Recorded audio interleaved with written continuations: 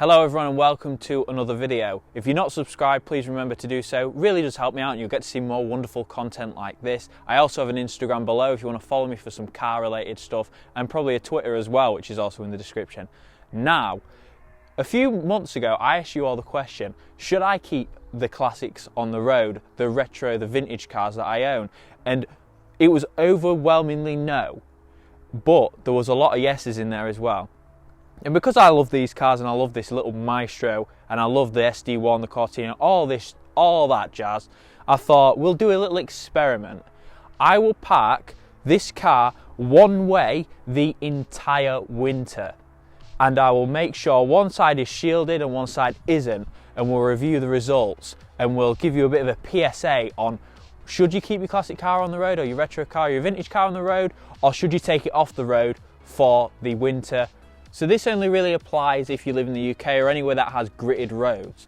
So this is the side that we decided would be the test side. The average bodge repair was done about summertime and it was looking pretty good majority of the summer. All this area was filled and sanded down and painted over with primer and filler and all that jazz. And then we obviously drove it around. Now none of this is structural, it's just sort of cosmetic stuff. I've got replacements for this wing and replacements for the back there, which I'll show you in a moment. But the main challenge was to see if I could keep it parked one specific way, which I actually managed. And now we'll show you the other side. So this is the control side. Now, exactly the same repairs were done to this side. Your usual primer, all the jazz, the filler, all the clear coat, all that stuff. Your average bodge paint job. And if you haven't done this before in your life, you're lying, because you definitely have. So this is the control side. This was the side that was parked away from the road, and I do live on a gritting road. So this car was parked on that gritting route so it could be blasted with sand. I know, poor me, right? Poor little Maestro, but this is all in the name of science, I guess. This is like the world's worst science channel and car channel, but we can try our best, say. So that side was the bad side, this side's the good side. Now I'm going to show you a few things and explain exactly what happens when your car gets grit blasted. So let's talk about grit. Very important for the context of this video and very interesting.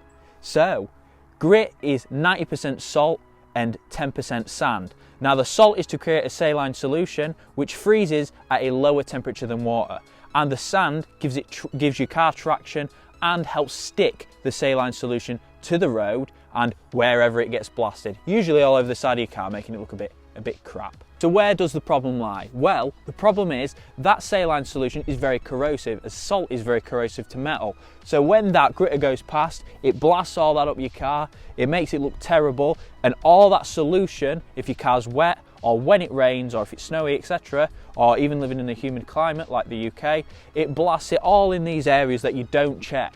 And we are all supposed to check them, but we don't check them, and that's the main thing. And it's impossible to check all these areas all the time because it just makes ownership quite bad. Anyway, so it blasts it all in your door jambs, under your bumpers, where all your mountings are and stuff, even on your exhaust, all up the side of the car, and it gets stuck there. And as it's stuck there, it corrodes the exposed metal or poorly treated metal. And as we all know, some of our cars are sculptures of filler, some of them are just rust buckets, but that's why we love them. But that is very, very bad for these cars. So this is our test side. Now, average repairs, usual stuff. The grit has come along here, and I've even left the car a bit. We did have a bit of a gritting go last night. It blasts all up the side of here and gets all stuck in all your door jambs, etc. A bit of exposed metal there, and it's started to make that blister. Also, it goes in between these gaps here. Every gap that solution will get into and will start to rust. It'll make doors squeak, as you can hear there. It'll make all the metal corrode, it'll break down seals, it'll break down tyres. That's what happens to these cars when they're on the road. And that's not forgetting the other perils of owning a vintage or classic car and having it on the road during winter. One of the other very scary things is leaves.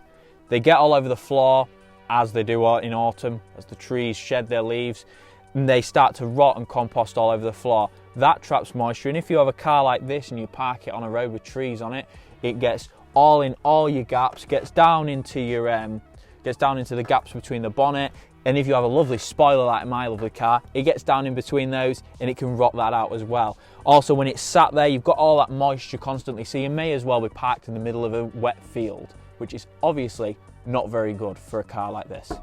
Also, in regards to grip, you've got the front end. When you're driving along and all the cars are kicking up that grip, because a lot of cars don't seem to have mud guards for some bizarre reason, all that saline solution will go smashing through all of here, in between all your lights and everything, and start to corrode all the edge of your bonnet and all the other mountings and fixings and all that jazz in here.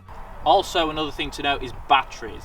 In the winter, batteries run a bit less. It's something to do with chemicals and stuff. They're a lot less resistant to cold because of how they're made up chemically and all that jazz. So you might end up with a drained battery when you try start, like this morning, for example.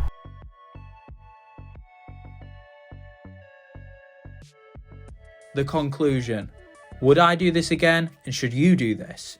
The answer from me is no, unless I'm really pushed to. Why? Money. So we're going to have to replace the 2 rear arches on this car, which we probably wouldn't have had to do. We probably would have got away with a bit of filler and some rust converter on it.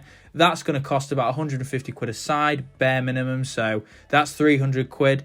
Then we've got the 2 front wings as well to replace, so I paid 40. That was on a good day, so let's say 400 quid so far. So we've got 400 quid, both rear arches, both front wings. Then we've got to paint it, etc, etc.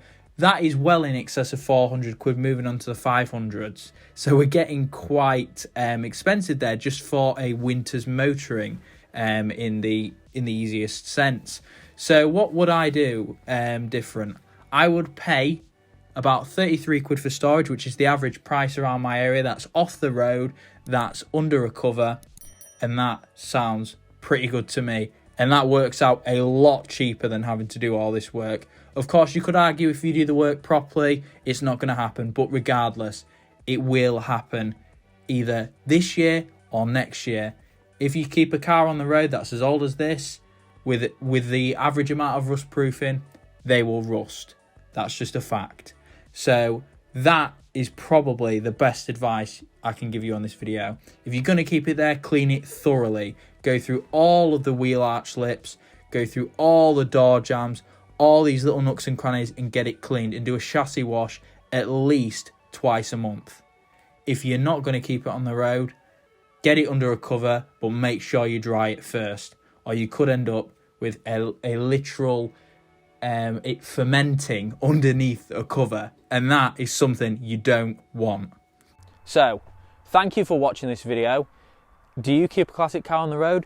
Let me know in the comments. Like this video if you liked it, subscribe if you're not already, and the reason why I kept this one on the road, of course, is for this experiment, and I love this car and I love driving it. So, most important thing is enjoy your cars while you have them. They're absolutely brilliant. Thank you for watching. Keep watching. Remember to subscribe.